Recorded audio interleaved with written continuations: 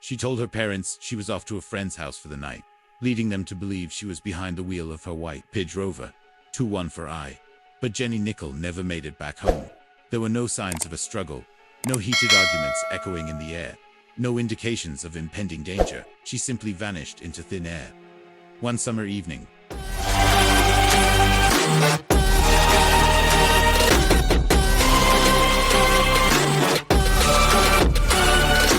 our case today unfolds in Richmond, a picturesque town, nestled in the verdant embrace of North Yorkshire, England.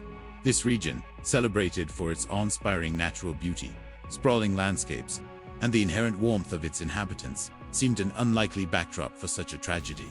For Jenny Nicol, a vibrant and spirited 19-year-old who had called Richmond home her entire life. Life revolved around the familiar comforts of her close-knit circle of friends, the unwavering love of her family, and an unbridled passion for embracing life to its fullest. Jenny was an outdoors enthusiast, finding solace and adventure amidst the rolling hills and picturesque dales that cradled Richmond. Camping was more than just a pastime. It was a cherished escape from the mundane, a chance to immerse herself in the tranquility and raw beauty of nature. A devoted music aficionado, she harbored a particular fondness for the legendary Jimi Hendrix and channeled her own creative energy into a local rock band, aptly named No Fouling. The band had cultivated a solid reputation, even gracing the stage at the prestigious Richmond Live Music Festival and reaching the coveted finals of the Battle of the Bands competition back in 2002. To make ends meet, Jenny worked diligently at the local Cope, and she was also a familiar and welcome face in the town's bustling pubs, where she frequently performed with her band, filling the air with their energetic melodies. Home was a comforting sanctuary on Bolton Avenue, where she resided with her parents, a hard-working and dedicated former cleaner, and Brian, a retired army major, a man of discipline and quiet strength. It is here, in this seemingly idyllic setting, where shadows lurked beneath the surface, that our story takes its disquieting turn. June 30th, 2005. Jenny was heading out, but she remained tight-lipped about her destination and the identity of her companions. The items she packed hinted at a camping trip, a common occurrence that wouldn't typically raise any red flags. She bid farewell to Anne, casually mentioning that she wouldn't be home that night. Her words laced with an uncharacteristic nonchalance, and then she was gone, swallowed by the summer evening. Jenny had made plans to meet a friend following day for a much-anticipated night out, but she inexplicably never showed up. Frantic with worry, her friend repeatedly tried calling her, each attempt met with the chilling silence of unanswered calls. As Monday dawned and passed without a trace, Jenny failed to arrive for her shift at the co-op, sending alarm bells ringing in the hearts of those who knew her. Concern swiftly escalated into bone-chilling fear. For agonizing days after she left her parents' home, Anne, her heart heavy with a premonition of dread, reported her beloved daughter as a missing person, a moment that would forever be etched in her memory. Later that same day, while desperately scouring the area in a frantic search, Anne stumbled upon Jenny's white Rover, 214i, abandoned and forlorn in the parking lot of a local pub, its presence a stark and unsettling anomaly. The sight sent a shiver of icy dread down her spine, confirming her worst fears. A detailed description of Jenny was immediately circulated throughout the region, fueling a desperate hope that someone, somewhere, might remember seeing her, might hold a crucial piece of the puzzle. She was described as slim, standing at 5 feet 6 inches tall, with striking green eyes that sparkled with youthful energy and fair, shoulder-length hair that she often wore in a playful ponytail. On that fateful day, she was last seen wearing a pair of blue jeans, comfortable black trainers, a sleeveless crop top that hinted at her carefree spirit, and her trademark cocky hooded parka jacket, a garment she rarely ventured out without, a signature piece that defined her unique style. Hundreds of posters, bearing Jenny's smiling face, were plastered throughout the town, adorning lampposts and shop windows, desperately urging the public to come forward with any information, no matter how insignificant it might seem, clinging to the hope that even the smallest detail could unlock the mystery. As with most missing person cases, all they needed was that one tiny, seemingly insignificant piece of the puzzle to shatter the silence and illuminate the truth. Days after her disappearance, Anne and Brian, driven by a desperate, unwavering hope that defied logic, ventured into the eerie depths of the Sandbeck plantation to search for their missing daughter, their hearts pounding with a mixture of fear and determination. It was here, in the heart of the dense, foreboding woodland, that they made a heartbreaking discovery, a scene that would forever haunt their dreams. Partially concealed beneath a pile of decaying leaves, they found Jenny's cosmetics bag and a delicate nightdress, items that chillingly suggested a planned overnight stay, a disturbing revelation that cast a dark shadow over the investigation. Jenny's close friend revealed a crucial aspect of her personality.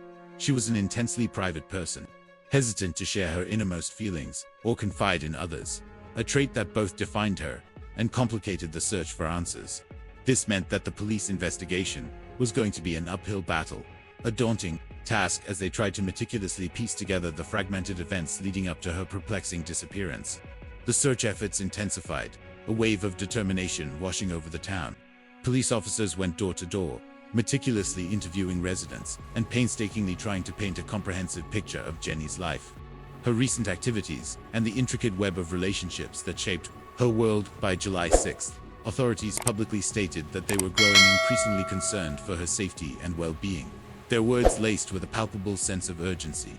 The following day, an incident room was established at the Richmond police station, transforming the mundane space into a hub of activity and a beacon of hope. A dedicated team of 20 officers was assigned to the case, their focus laser-sharp as they delved into the depths of the mystery. Knowing that Jenny was a well-known figure in the local pubs, the police fanned out to speak to patrons, hoping to glean any information that might prove helpful, any fleeting memory or whispered conversation that could unlock the truth. On July 10th, Detective Inspector Pete Martin, the officer leading the investigation, with unwavering dedication, made a heartfelt plea directly to Jenny, his voice filled with genuine concern, urging her to call her parents and make any kind of contact, no matter how brief, to ease their agonizing worry. Anne and Brian, their hearts aching with a grief that knew no bounds, remained glued to the phone, desperately waiting for any news, any sign that their daughter was still alive. Detective Inspector Martin acknowledged the overwhelming support from the community, stating that investigators were deeply encouraged by the public's response, their willingness to help, a testament to the town's close-knit spirit.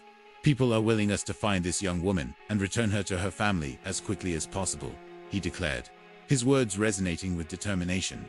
"We are sparing no effort to trace Jenny and reunite her with her loved ones." Massive search operations were launched, leaving no stone unturned in the relentless pursuit of answers. Yet, despite these tireless efforts, there were no significant leads, no breakthroughs to offer even a glimmer of hope in the encroaching darkness. Then, just when it seemed all hope was fading like a dying ember, the investigators uncovered a shocking revelation, a secret that threatened to unravel the very fabric of the case. Jenny had been involved with someone, a connection that had been shrouded in secrecy. David Hodgson, a married father of 2 in his 40s, was revealed to be the object of her affection, a forbidden relationship that had blossomed under the cover of shadows. Their connection stemmed from the fact that Jenny had attended school with his 2 daughters, a seemingly innocuous link that had spiraled into something far more sinister. Disturbingly, it was discovered that David had been grooming Jenny since she was just 14 years old, preying on her youth and vulnerability. While David initially vehemently denied any sexual relationship with Jenny, his carefully constructed facade eventually crumbled under the weight of evidence, and he later confessed that they had slept together on 5 occasions, but only after she had turned 16, a claim that did little to mitigate the gravity of his actions. David and his brother, Robert, possessed an intimate knowledge of the area, having built several hides and huts in the surrounding woods, secret havens known only to a select few. David claimed he had never taken Jenny to these secluded locations, but DNA evidence, the irrefutable language of science, told a different story. Scientific analysis confirmed that the pair had engaged in sexual activity in 2 of the hides, shattering his carefully crafted lies. 9 days after Jenny was last seen, David was brought in for questioning, the pressure mounting as the investigators closed in. He continued to deny that he was in any kind of relationship with Jenny, but the officers remained highly skeptical, their instincts screaming that he was withholding crucial information. The next day, a cryptic text message was sent to Jenny's friend, Jennifer, a message that would become a focal point of the investigation. "Hi Jen. Tell Jack I am okay. No, everyone's going to be mad. Tell them I'm sorry. Living in Scotland with my boyfriend. Screw myself. Dad's going to kill me. Mom, don't give a shite. Hope Nick didn't grass me up. Keeping phone off. Tell Dad car jumps out of gear in stores. Put it back in auction. Tell him I'm sorry. Also that day, a separate text message was sent to another friend. Nicola, thought you were grassing me up. Might be in trouble with my dad. Told mom I was lying. Didn't give a damn. Been to Keswick camping. Was great. Have to go. See you. These messages were traced back to the area around Carlisle, a town in northern England, adding another layer of complexity to the already convoluted case. July 14th brought another agonizing message, this time directed at Jenny's father. A message that dripped with a strange mix of defiance and regret. Why do you hate me? I know mom does. Told her I was going. I ain't coming back, and the pigs won't find me. I am happy living up here. Everyone hates me and Rich. Only mate I got is Jack. Text you a couple of weeks. Tell pigs I'm nearly 20. Ain't coming back. They can shite off. She got me in this mess. It's her fault, not mine. Get blamed for everything. I'm sorry. Okay, just had to leave. She's a bitch. No food in, and always searching me room, eating me sweets. I have to go. Okay. I am very sorry. Kiss. This message originated from the Scottish borders, adding another layer of confusion to the already complex case, further muddying the waters of the investigation. These text messages, while unsettling and perplexing, did offer a glimmer of hope amidst the despair, providing some form of contact after weeks of agonizing silence, a fragile thread of connection to cling to. Anne, clinging to the desperate hope that her daughter was still alive, embarked on a grueling search for Jenny in the areas from which the messages had been sent, driven by a mother's unwavering love. But her efforts were in vain, her heart sinking with each passing day. Jenny was nowhere to be found, swallowed by the vast and unforgiving landscape. After those messages were sent, Jenny's phone was never activated again, its location remaining a haunting mystery to this day, a silent testament to her disappearance. These messages included personal information which would only be known to someone who knew Jenny, such as mechanical problems with her car and details with her friends. Detective Inspector Martin pointed out, his voice laced with suspicion. I think that they were sent by someone else, someone who was close enough to Jenny to know personal details about her car, who was hoping to convince her family and friends that she was safe and well, when the opposite was in fact true. In cases where someone chooses to disappear voluntarily, police often uncover signs of planning, such as withdrawing large sums of money, arranging transport, booking accommodation, or making contact with friends to set up a place to stay. These small but telling details usually provide a trail that indicates intention, a breadcrumb path leading to the truth. In Jenny's case, however, no such trail existed, further solidifying the suspicion that her disappearance was not by choice. There were no unusual bank transactions, no travel plans meticulously laid out, and no steps that suggested she had been preparing to leave her life behind. No money had been withdrawn from her account, and she had also prepaid for a series of 25 tanning sessions, and she had only used 2, a seemingly insignificant detail that spoke volumes about her state of mind. This reinforced the detective's unwavering belief that her disappearance was not a voluntary act, but something far more sinister.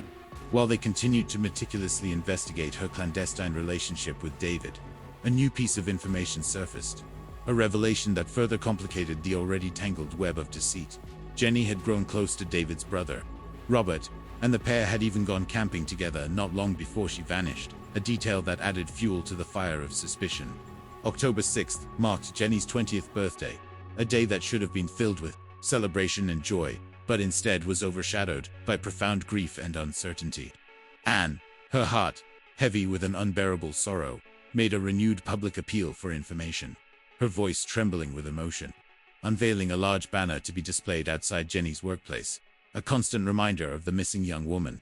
CCTV stills of Jenny, captured just days before her disappearance, were also widely circulated in the media, hoping to jog someone's memory and spark a breakthrough. On November 3rd, a somber announcement was made by the police, their words echoing through the town like a death knell. The case was no longer being treated as a missing person investigation. It was now officially classified as a murder investigation, a devastating blow to Jenny's family and friends.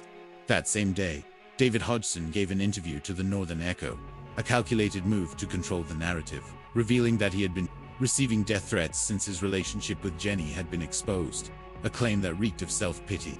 He claimed that Jenny had told him she was planning to leave just before she disappeared, and that he had even lent her a significant amount of money, a claim that was met with widespread skepticism. Let's see if we can get a result, now in a case that is fraught with emotion, that of 19-year-old Jenny Nicol.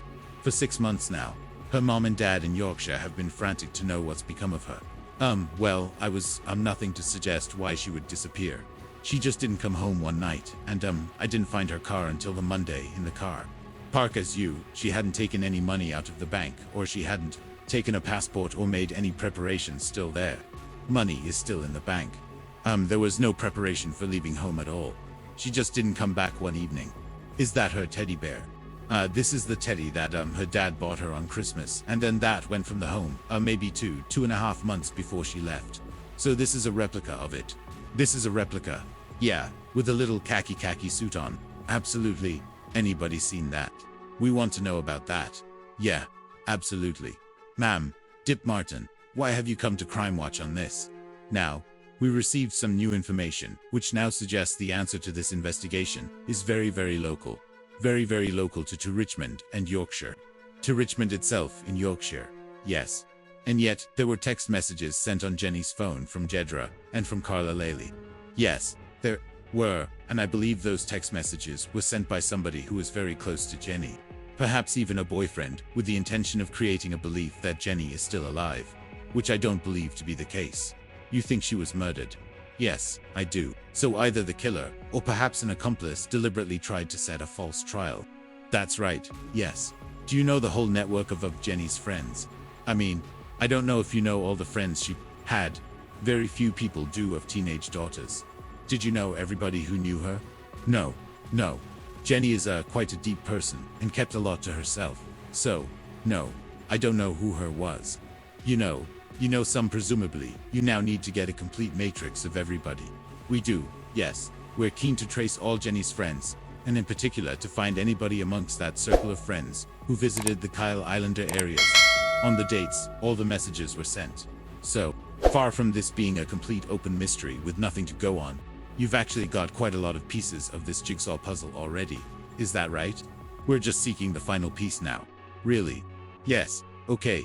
Well, if you can provide that final piece, if you have any information, call us here in the studio, or call the instant room, 016097681. As the investigations widened, they also meticulously examined her father's laptop for emails and contacts that Jenny might have had. Anything that could shed light on other aspects of her life, and possibly her state of mind, hoping to uncover any hidden clues. That avenue of investigation brought even more anguish to her family. When experts discovered thousands of child sexual abuse images on her father's computer, a shocking revelation that added another layer of horror to the already devastating situation. The day after the Crime Watch appeal, Brian Nichol was in court, charged with making indecent photographs of children. His reputation shattered and his family's suffering compounded. The following May, he admitted 16 specimen charges at Teesside Crown Court and was sentenced to a community rehabilitation order. A further blow to the already fractured family. Police confirmed that the material was unrelated to Jenny's disappearance, but the revelation added to the family's suffering in the public eye, their grief amplified by the glare of the media spotlight. On January 17, 2006, David Hodgson and his brother Robert were arrested on suspicion of murdering Jenny, their lives irrevocably altered. Robert was later released without charge, but the shadow of suspicion continued to linger over him. David was bailed pending further inquiries, a temporary reprieve that did little to ease the growing sense of dread. Just a couple of months later, in March, it was revealed that the police had brought in a team of retired senior officers to review the investigation, hoping that their fresh perspectives and years of experience would be able to find an angle that hadn't already been considered, a new path to the truth. On March 27, 2006, police were still carrying out meticulous fingertip searches across the countryside, their determination unwavering. And finally, they made a breakthrough, a glimmer of hope in the darkness. They discovered Jenny's teddy bear and portable stereo, the first concrete evidence that placed her in that area after she was last seen, tangible links to the missing young woman. These were found at the Sandbeck Plantation, a wooded area off Longwood Bank, the very place where their nightmare had begun. The police said that this was a significant find, and that tests were going to be carried out, their hopes buoyed by the possibility of uncovering crucial forensic evidence. Detective Inspector Martin said that both finds were important because they may provide us with significant forensic opportunities, potential clues that could finally unlock the mystery of Jenny's disappearance. The Sandbeck Plantation was a dense woodland where David and his friends had built wooden huts to drink, camp, and play cards. a secret world hidden from prying eyes.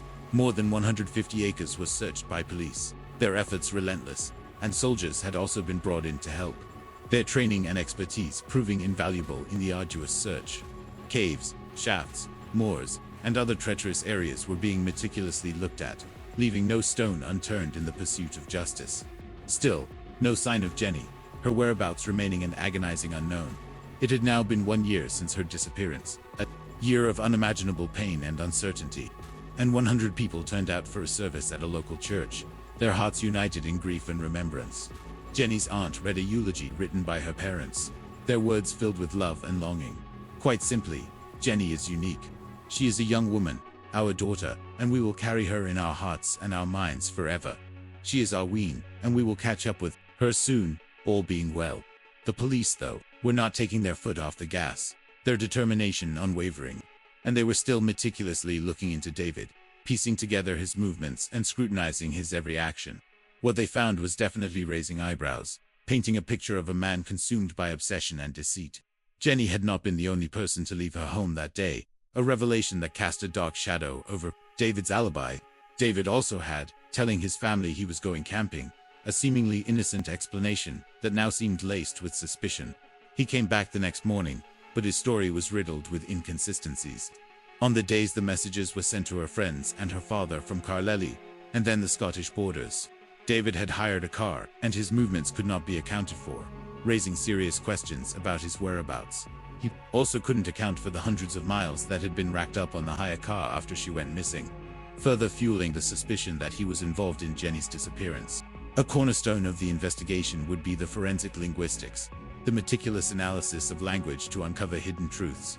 Forensic linguist Professor Malcolm Coulthard had worked on several very high-profile cases, his expertise sought after in the most complex and challenging investigations. In a first for the region, he was brought on board to offer his expertise, a move that signaled the seriousness of the case. He was given transcripts of more than 100 messages sent by David Lev and sent by Jenny, and the 3 messages that have been sent, in July after she went missing, a vast amount of data to analyze and dissect. He said the interesting thing about the text messages is that they're very short, but because it's a new way of working, people partially make it up themselves. This makes text messages much more distinctive than other types of writing, offering a unique window into the sender's personality and habits. The first thing he had to do was establish if there was anything to suggest that Jenny had sent the messages after she had gone, a crucial step in determining the authenticity of the messages. One thing he spotted was that Jenny's messages and the one sent after she vanished both used the number 2 to replace the word, but Jenny's messages would use the number 2 and then have the following word immediately after it. A subtle but significant detail. The one sent after she went missing left a gap, betraying a lack of familiarity with Jenny's unique style. Jenny would usually say I'm and I'm not, but these messages would say I am and ain't, further highlighting the inconsistencies. Jenny used my and cu and phone, spelled with an F. These messages used me, C, and phone spelled correctly, a blatant attempt to mimic Jenny's style that ultimately fell short. I was able to say that it was highly unlikely she sent those messages, he said, his words carrying the weight of scientific analysis. But did this mean that David was the sender, the puppet master behind the deceptive messages? The professor used David's sample messages plus the notes from the handwriting exercises that police had asked him to do, meticulously comparing the linguistic patterns. There were a number of similarities that immediately caught his eye, providing compelling evidence of his involvement. Off being spelled incorrectly with one F and not 2, a recurring mistake that betrayed his lack of attention to detail. He even had to ask an officer how to spell it during the handwriting exercises, a moment of unintentional self-incrimination. Might was spelled M-I-T-E, and ain't, and didn't without the apostrophe, were also a match between his messages and the one sent after she disappeared, further solidifying the link between him and the deceptive messages. The professor said that from a linguistic point of view, what I couldn't say was that he sent those messages. But what I could say was he shared a lot of the same features and was among a small number of possible senders. A carefully worded statement that nevertheless pointed the finger of suspicion squarely at David. It was believed that he had attempted to mimic the way Jenny typed without understanding the subtleties and nuances of how she typed, a clumsy attempt at deception that ultimately backfired. They were now working on the theory that Jenny Nicol had been murdered by David Hodgson on a camping trip. possibly during an argument or altercation on the night she disappeared, a tragic end to a young life. Though investigators weren't able to identify a crime scene, the evidence pointed overwhelmingly towards David's guilt. They then believed that her body had been disposed of in the woodlands somewhere, a calculated act of concealment designed to evade justice. He had then sent the messages after he was first questioned to try and cover his tracks and make it look like Jenny was alive and that she had left of her own accord, a desperate attempt to manipulate the investigation. Anne, not knowing where her daughter was consuming every waking moment of her life, her days and nights filled with an unbearable anxiety. "I cannot bear the thought of her being alone in the cold, wet ground in some makeshift grave," she confessed, her voice filled with anguish. But what could have been the motive, the spark that ignited such a heinous act? Well, David was very jealous and very possessive, and if he even saw her talking to other men, he would grow increasingly angry, his possessive nature spiraling into rage. In May 2005, not knowing that Jenny was seeing his brother, Robert became close to her, a twist of fate that would ultimately lead to tragedy. A few weeks before she went missing, Robert and Jenny had gone camping, sharing a brief moment of connection. He had then tried to get in touch with her and made several attempts to get a response from her mobile phone, but he heard nothing, his messages unanswered. He later took police to where they had gone camping, but nothing was found, the evidence remaining elusive. As she grew closer to his brother, David had become more envious and resentful, his jealousy festering into a deadly obsession. Finally, the news came that people had waited for, the announcement that would bring a measure of closure to the agonizing case. May 2007, 47-year-old David Hodgson was charged with Jenny Nichols' murder, his fate sealed. Robert Turnbull, the chief Crown prosecutor of North Yorkshire, said that this was an unusual case, that Jenny's body has never been recovered, a significant hurdle to overcome. "I am, however, satisfied, after careful and detailed consideration, that there is sufficient evidence to establish a realistic prospect of conviction against Mr. Hodgson, and on that basis he should be charged with this offense." His words marking a turning point in the long and arduous investigation. The trial of David Hodgson would last for 5 weeks, a grueling and emotionally charged process that would be very distressing for Jenny's family, forcing them to relive the horror of her disappearance. Her private life was put under the spotlight, her secrets laid bare for all to see. Her parents were questioned by the defense over all parts of their family life, their every action scrutinized and dissected, a painful invasion of their privacy. They would be reduced to tears by the experienced and ruthless defense team, describing it as a character assassination, a brutal attempt to discredit their family. Jenny's parents were unaware of her relationship with David, only discovering the truth when it was revealed at trial, a devastating revelation that added another layer of pain to their grief.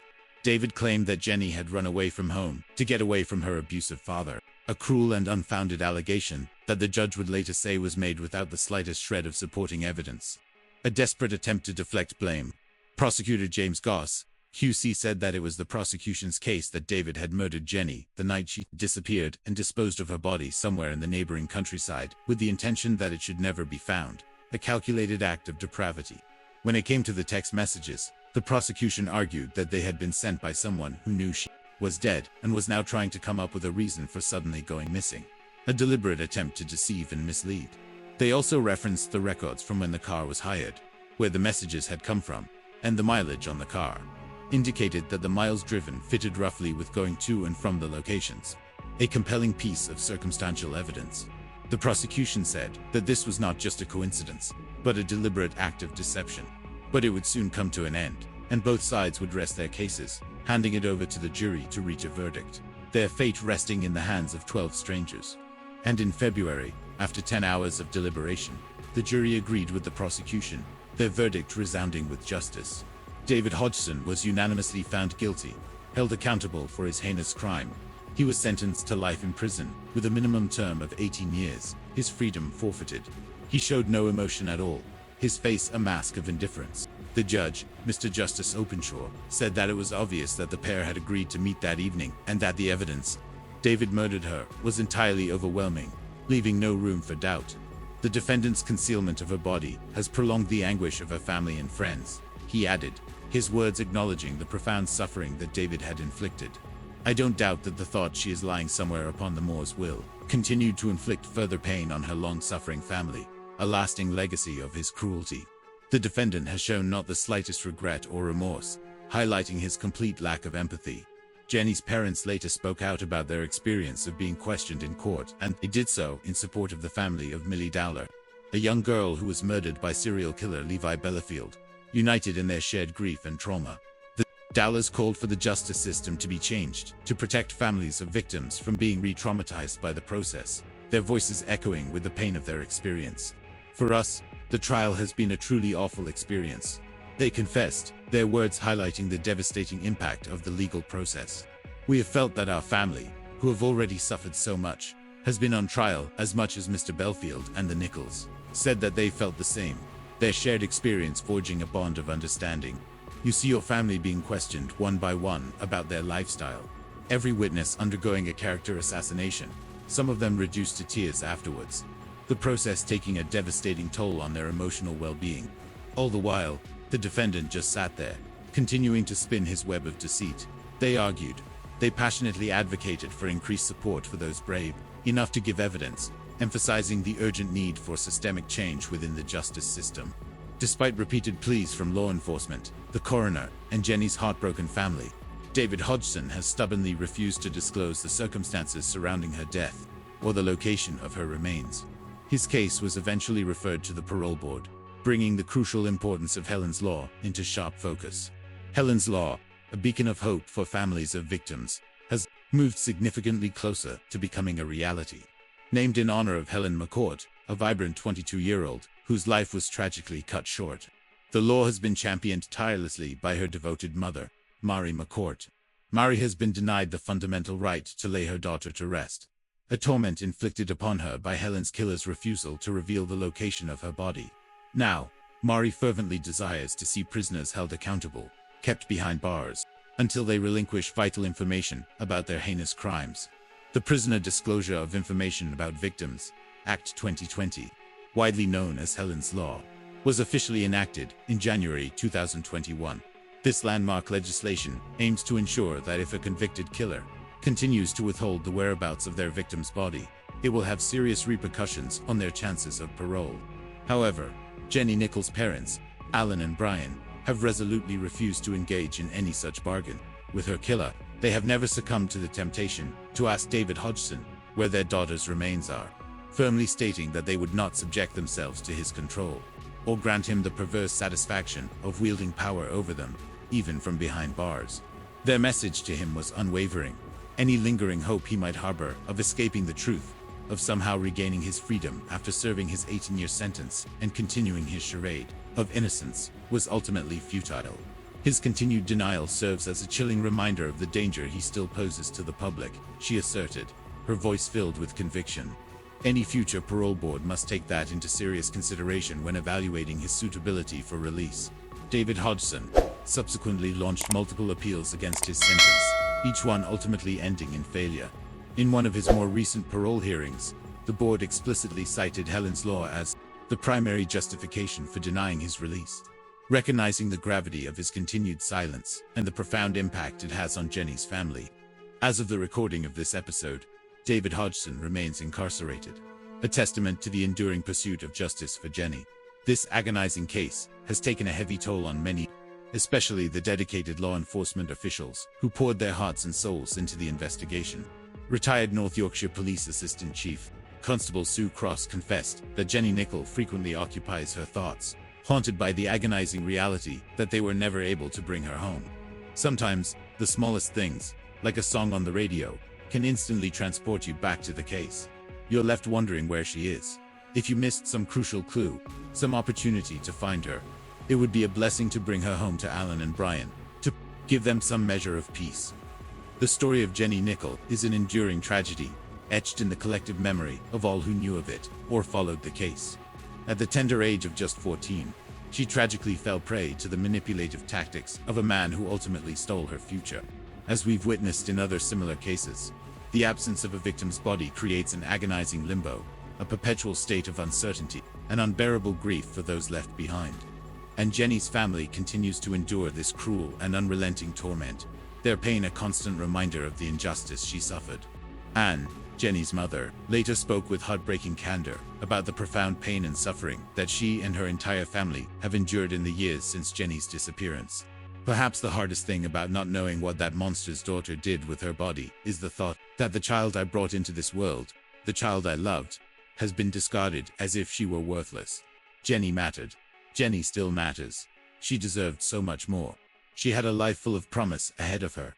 In the end, the story of Jenny Nicol leaves us with a reminder that feels both quiet and powerful. The smallest choices we make, the people we trust, and the secrets we keep can alter the course of a life. Behind every missing person report, behind every unanswered phone call, there is a family waiting and hoping and breaking a little more each day. Jenny's case teaches us that vigilance matters, that listening matters, and that reaching out when something feels wrong can be the difference between silence and survival. For investigators, this case is a lesson in persistence. When evidence is scarce and answers slip away, the truth doesn't vanish. It waits for someone patient enough to uncover it. And for all of us, watching it is a call to pay attention to the people we love, especially when their world begins to shift in ways they cannot explain. If this story moved you, or made you see the world through a slightly different lens, we invite you to continue exploring with us. Your support helps us bring more cases to light, respectfully, responsibly, and with compassion for every family still searching for answers. Like, subscribe, and turn on notifications to stay with us on this journey. And when you're ready, explore our other episodes here in the True Crime Vault, where every case holds a truth waiting to be found.